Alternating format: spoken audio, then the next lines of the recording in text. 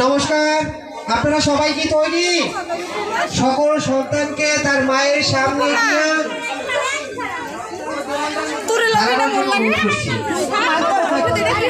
সকল সন্তানকে তার মায়ের সামনে থাকার অনুরোধ